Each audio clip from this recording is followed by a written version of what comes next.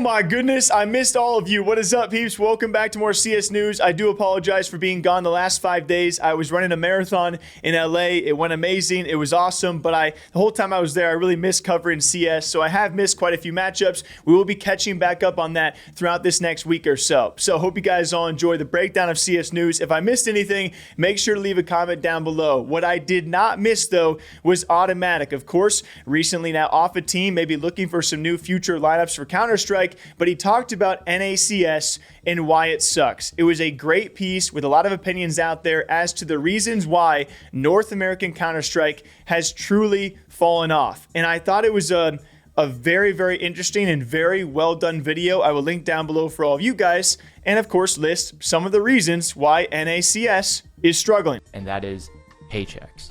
There aren't a lot in NA, or at the moment, which, you know, are the reason why I'm making this video. Obviously, org support is really important for making sure that the players can kind of go all in and fully focus on CS. It also just contributes to a thriving scene. Yeah, it's just something that is not really a thing right now. And most of the orgs in North America right now, there are a few, but a lot of them have, you know, 2 to 3 European imports. So not really supporting all NA players. Obviously, they're supporting some, but very different from back then. And then another thing is just the lack of tournaments in North America. And so you have the typical lack of org support, and of course you have a lack of NA events, both big and small, as he says, and those are good points. I think everyone probably knows those points, but one point that he brought up that I found extremely interesting that I have not really spent too much time thinking about, and I'm glad he brought it up, was the fact that we've had big NA personalities either move on from CS or retire from CS. And it kind of goes hand in hand, right? And he brings up someone like Shroud retiring from CS. He is still one of the biggest streamers on Twitch, and he doesn't really play CS. Of course, he dabbles here and there. He likes to make a lot of jokes about Counter-Strike and not liking the game. And even beyond that, you go like someone with like Tarek, right? You had 2 of these big North American CS personalities who were streaming and making content, and with them retiring and moving on, you have Shroud now playing any game he wants to, and you have Tarek specifically focused on Valorant, who is now the biggest Valorant personality out there and has been for some time.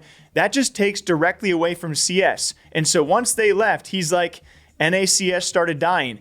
And I found this to be a really, really good point that he made. I'm going to talk about pretty much what I think is the biggest reason, and that is Shroud retiring. Fuck! Now, the second biggest reason is this fucking game is shit! Tarek retiring. And I know what you're thinking. Tim, you were so much better than both of them. Like, the scene should have been able to live on even after they retired. And while I agree with you, I'm not talking about in-game wise. I'm talking about their streams were huge. I mean, Shroud was pulling in, I think, about 10,000 viewers every night. Tarek was, you know, 5,000 to 10,000. And I think this did a lot for the CS community. For one, it brought a lot of eyes to the nightly FPL games. It brought a lot of fans. I think that overall, it just brought a lot of support for teams like C9 for Shroud and Optic for Tarek. We're just missing that right now. And so I'll probably lean more on this for a future video. I think I'll probably maybe tomorrow or sometime in the next few days. I want to focus on that point because it makes a lot of sense. You know, unless a big CS event is on, we don't have a lot of CS viewership from these individual streamers because these pro players, they really can't be personalities because they're busy traveling to the next event. CS is such a weird game out there because I love to watch it. It does extremely well esports viewership wise, but I will say individually in terms of personalities and streamers out there, unless there's an event going on, CS viewership is certainly down. And so how you think of that is totally up to you, and we'll break down more of those points probably in the future, but some great points brought up by Automatic as to why NACS might not be doing too hot, and can it ever really come back? Speaking of NACS out there, we will have some more topics around this guy, that being Shroud. He actually recently invested into Marvel Rivals, has an esports team over there, and was asked the question, would he ever start a CS team? To which he said, if someone brought NACS back, maybe. Will you make a CS team? Bro, NA is dead. Honestly, bring NA back, maybe. The problem with CS, though, is it's all gambling money. So, like, it'd be hard to get a good team without having gambling money. Because, like, That pays for so much. You know? And I think that's a much more lengthy discussion. You know, it's just a 20-second clip. Can't take too much away from it. And of course, we all know Counter-Strike is such an expensive esport. If you guys don't know the background of Shroud's Marvel Rivals esports team, he was raising for his charity marathon. He raised over $1 million. And with that goal being broken, he said, hey, I'll start a Marvel Rivals team if that goal is broken. His community helped him get there. And so I believe he is self-funding this team. We don't really know the full financial details, but it has been fun to watch Shroud play Marvel Rivals and to actually watch his team go, because as a big personality, you kind of instantly attach yourself to his team.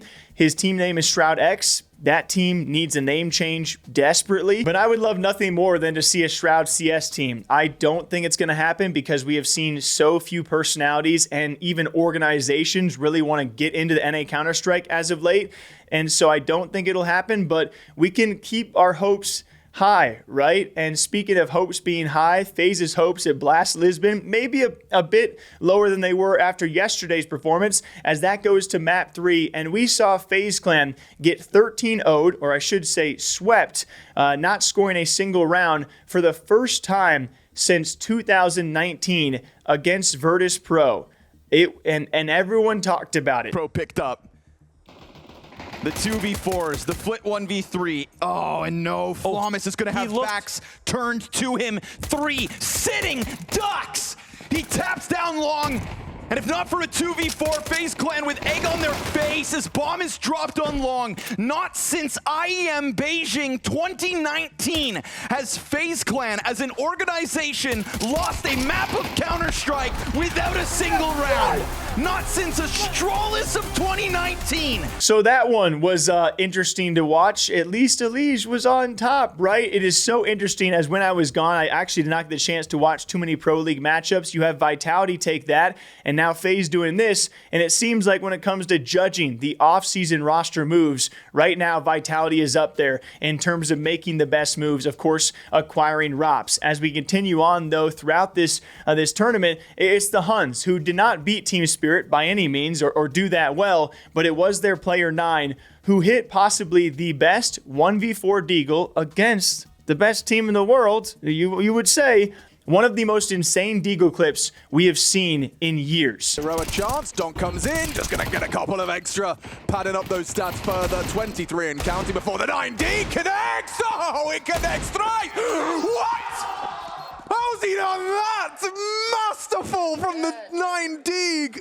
I mean, I saw that and I was like, you're going to remember that for a long, long time. And that was very cool to see, at least a moment, right? At least a highlight come from the Huns, because there was nothing else to watch that series as Spirit went on to pretty much dominate. But Blast Lisbon does continue. I'll hopefully keep up to date on all of those matches, guys. But we're going to slowly roll back into things, talk a lot about North American Counter-Strike this week, and any players who have some responses on that. So thank you all for being here. Thanks to everyone who watched. And any updates, if you guys care, the gaming interview channel broke 100 subs, which is awesome. We have a lot of interviews planned for that channel. So thanks to all of you guys who have been subscribing. And the marathon went well. It was super fun. It was the hardest thing I've ever done.